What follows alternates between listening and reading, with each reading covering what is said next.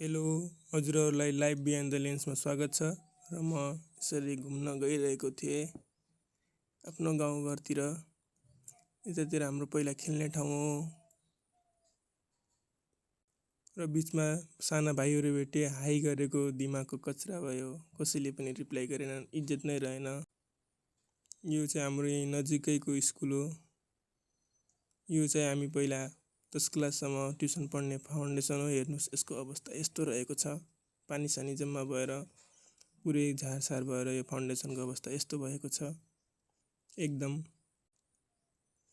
यतातिर आयो यो फेरि मिलहरू, काठ बनाउने मिलहरू।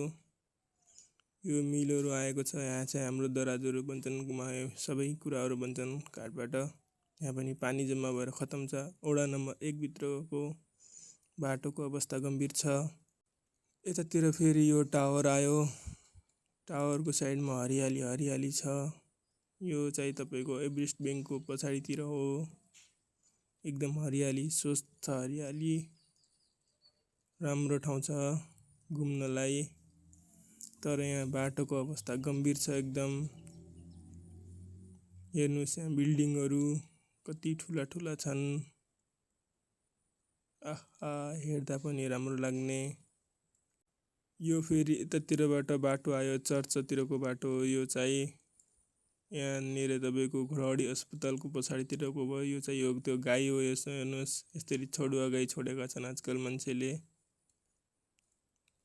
यो बाटो भयो यताबाट आउने, यो चर्चतिरबाट आउने बाटो भयो। यो चाहिँ तपाईँको पुरानो बस्ती, यहाँ पहिला पुरा केही पनि थिएनन्। यो चाहिँ हाम्रो सुखड महेन्द्र राजमार्ग भयो। यो चाहिँ एकदम मिलाएर टाढादेखि लागेको वडा नम्बर 1 को कार्यालय हो, परदेखि लागेको। यतातिर चाहिँ प्रहरीको कार्यालय केही बन्न लागेको रहेछ। यो चाहिँ तपाईँको टावरभन्दा अगाडिको भाग। यहाँ पनि जङ्गलै जङ्गल छ।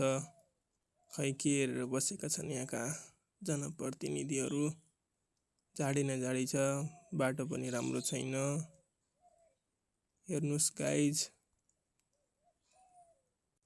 अब यो रह्यो हाम्रो सुखड इलाका प्रहरी कार्यालय। आजकल यहाँ नयाँ डिएसपी साहब आउनुभएको छ, नियम कडा छ। यो चाहिँ यतातिर कार्यालय रहेको छ। हेर्नुहोस् गाइज, चाहिँ हाम्रो सुखड बजारको चाहिँ यो बसहरू रोकिने ठाउँ, टक्क लाएर बस। यो चाहिँ हाम्रो सुखडको चोक रह्यो। यतातिर हाट बजार लाग्छ। यो चाहिँ हेर्नुहोस्, बाटोको अवस्था यस्तो छ। हाम्रो यहाँका मेयर, वडा अध्यक्ष खै के हेरेर बसेका छन्। पानी नै पानी छ सुखड चोकमा, लाज मर्दो छ। हस्त, धन्यवाद गाइज।